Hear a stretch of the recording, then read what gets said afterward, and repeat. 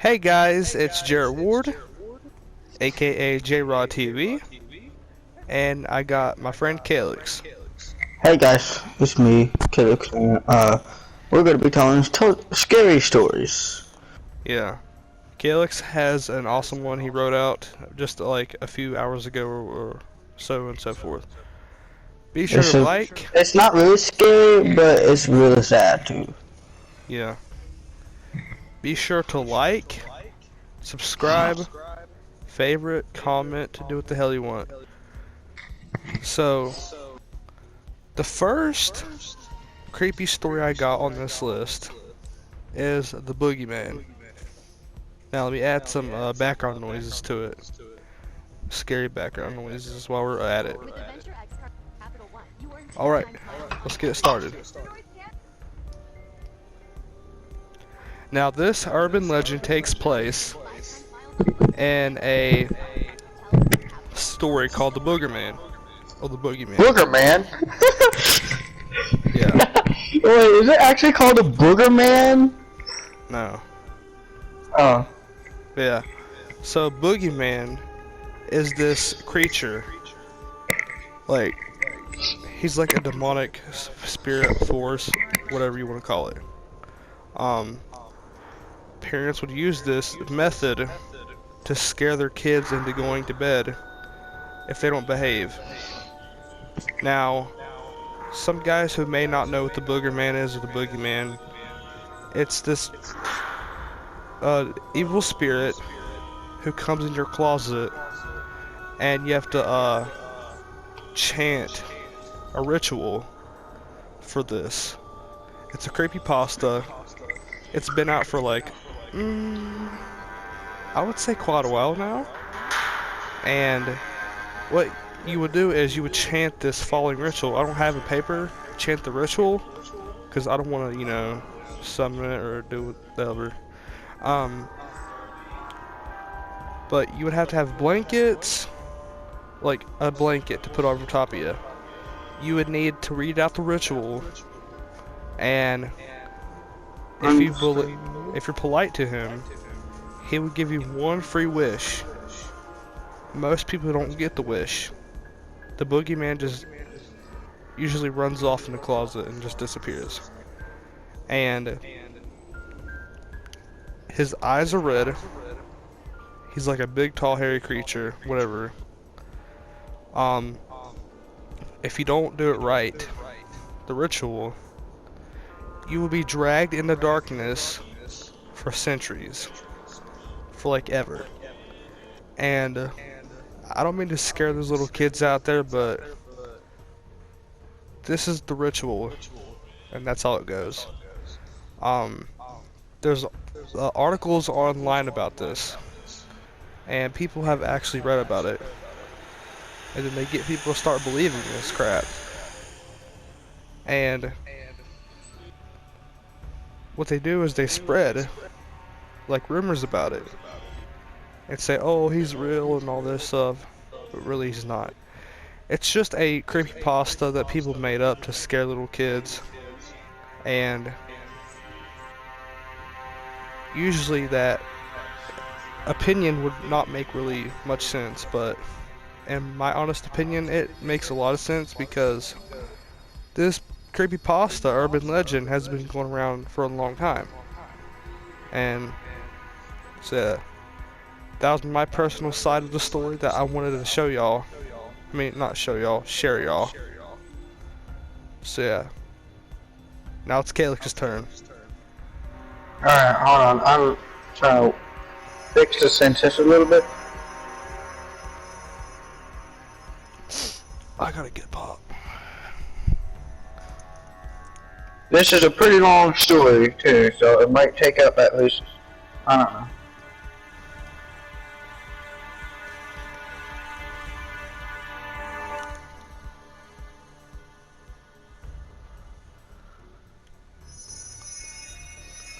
So yeah, guys.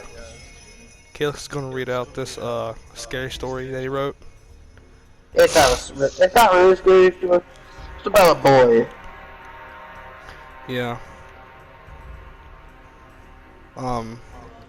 those of you that might say, "Oh, Calyx, you wrote out a big script to entertain yourself." No, he did not.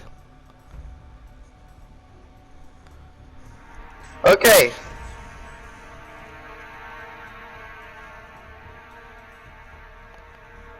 Can you hear the Okay. background noise? Wait, you hear the song? No, can you hear the creepy background music? Oh yeah. No, I don't hear it, but I can actually play some background noises. Okay, so this is what I'm gonna be writing a song about. Okay, let me the boy.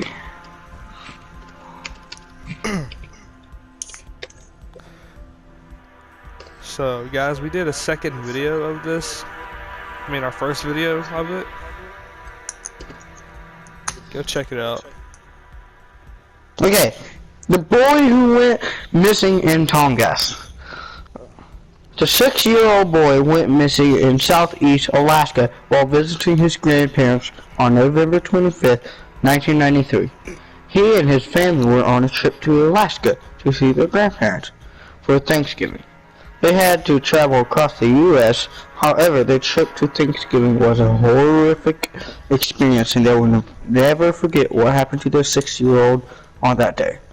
While they were driving, their 6-year-old Jax was enjoying the road trip to Alaska. When they were driving, Jax needed to go to the bathroom, so they stopped at a gas station, and Jax went to the bathroom. While he was in the bathroom, his mother, Mary, was buying snacks for the road trip, and his father, John, was putting gas in his road trip van. Mary went back to the van and waited for John to finish putting gas in the tank. Jack was finished using the bathroom and he went to wash his hands. The family has left the gas station, but they didn't know that they left Jax at the gas station. When they arrived at their grandparents' house, they realized that they left Jax at the gas station. John and Mary left the kids at the grandparents' house and drove back to the gas station. Jax wasn't at the station. Mary and John started to freak out and they called the cops. The cops came in less than 4 minutes. They had search teams to find the boy. The detectives had to ask Mary and John questions. They had no idea where he went to. Jack, on the other side, was exploring the forest in southeast Alaska. He had no idea where his family went. He then got lost in the middle of the Tongass forest. Mary and John were scared half to death. 24 hours later, Mary and John received a call from the police department that they haven't found Jax. Mary started to cry. She prayed to God to protect him and bring him back home. Jax was walking around the forest and saw a bunny. He then chases the bunny and tripped over a stick. He starts crying and yelling for help. Mary tried so hard to find her son and can't find him anywhere. November 29, 1993. Jax has been lost for 4 days since he went missing, and no one hasn't heard from him. Jax is all over the Alaska news. Mary and John still haven't found Jax, and the search team is asking people to volunteer to find Jax. Jax has been dying of starvation. He was scared that his family isn't going to find him. Mary kept praying to find his son. December 1st, 1993. Whoever changed Jax's family lives. Mary received a call from the police and heard bad news.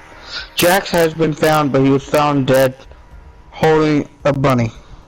Jax's family is saddened to hear that their son has passed away while holding the bunny. Everyone came to support Jax's family. January 24th, 1987, December 1st, through... Hold on, okay. January 24th, 1987, through December 1st, 1993. Rest in peace, Jax. That's the story. So my honest thoughts of that story was the guy, not the guy, the boy who was like, how old was he? He was 6.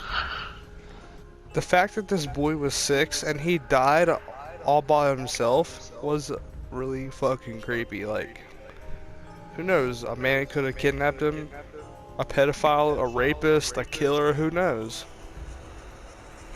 Yeah, but this is a made up story I made up. Yeah. Basically, he got lost and there was a forest next to a gas station, and he basically explored there, and basically he got lost in the biggest forest ever. Tongass is the biggest forest in the U.S.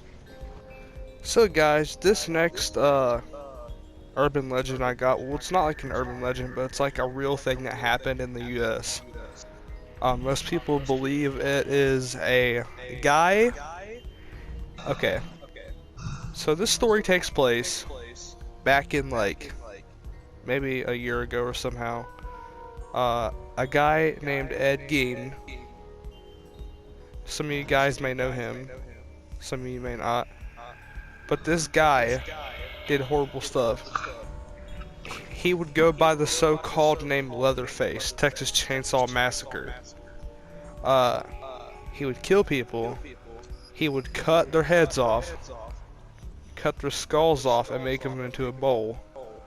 He would make leather out of their face and sit on their like real skin and put them on chairs and shit. It was real terrifying.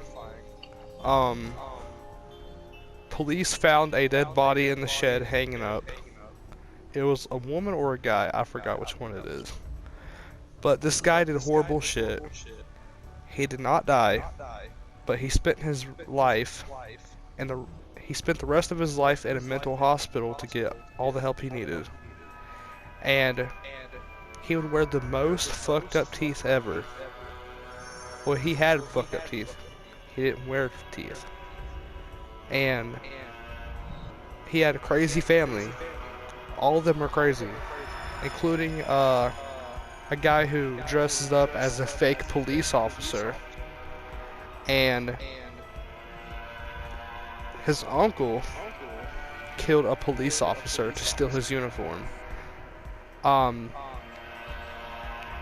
They basically took the victims that came to their house and they would torture them until death. And I'm not sure what many people think of that. I don't know if y'all are satisfied of it. I don't know. I know some of the family names, but it was a really crazy guy who did terrible shit. He would kill in self-defense, basically. He lived all the way out in Texas, in the U.S. Most people thought of him as just a serial killer. And this went on for about a month. And police never caught him. They did find evidence. They found a chainsaw that he used. They took that for evidence. Police follows up the next day or two or year. It's been many months. And they have not found this guy. This guy was never caught. And it's really satisfying. There's really nothing else that somebody could do to describe the guy. He was about like probably 6 foot, 7 foot, or like he had to be like probably 6'6" or something. But it's really scary. And the fact that he did horrible stuff and he was in a mental hospital, I mean, it's crazy. So that's Ed Gein, chainsaw killer. Now it's Calyx's turn. What'd you think of that? It was not that. I mean, it's kind of scary. I'm gonna make up a really scary story. I'm gonna get it from my mind. Okay. So there's this woman who likes to walk around in the street, she basically, she basically, when she sees someone out in the dark, she hugs them, screams in their ear, and then basically the person dies. So yeah, that's my story.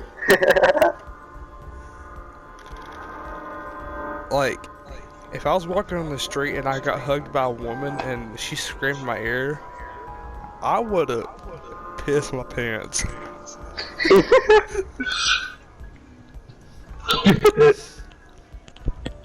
So our last horror story for me. This will be after I tell the story. So this urban legend is called the Bunny Man, and I don't know if y'all guys know who the Bunny Man is. There is urban legends, a lot of information online about it. There's people talking about it day by day. So the Bunny Man is a killer. The story begins somewhere in the US. People were mentally crazy, ill, and so they transferred some inmates to a mental hospital or somewhere. Bus crashed. A bunch of people got out of the bus. There was one man, the so-called bunny killer, Bunny Man, and he killed I think he killed rabbits. I'm not sure, but that's what it said. So they sent out a search party. They managed to find 2 guys. The rest they could not find. So this went on for about a month and a half or so. Who knows where they went? God knows where. So this guy would dress up in a bunny suit, and he would kill people. He would hang people up on the bridge, torture them, and people could not find out who this killer was. And police came up with an idea to launch out a search case. So they searched him and searched him for days. They looked out in the woods. They could not find a single thing. And this cop or somebody went out in the forest and they heard like tree knocks and stuff or something. And the cop pulls out his flashlight. He says, "Hey, who was there?" And the cop didn't find nothing. So then the cops were basically screwed at this point because they could not find who was making that noise. They were sitting there thinking, "Oh, is this the Bunny Man, or is it somebody else trying to fuck with us or prank us?" So cops knew that they were being pranked or fucked with, and police were getting mad at this point. So they didn't have nothing really much on their mind, and it was devastating of how many cases and reports there were about this Bunny Man. And yeah, I mean, they could not find him, and it's just really creepy. Yeah, that's all I have for today. And what was your thoughts? It was, I don't know. I mean, the fact that the cops were being fucked with or pranked and they could not find the killer, that was really pissy and disappointing. Damn it. Well, guys, thank you for watching. Let me know if you liked my story or Calyx's story. Let us know whose story was better. I mean, I had a good story about, the chainsaw killer. Um, Calyx had a really good story too. So yeah. Peace out.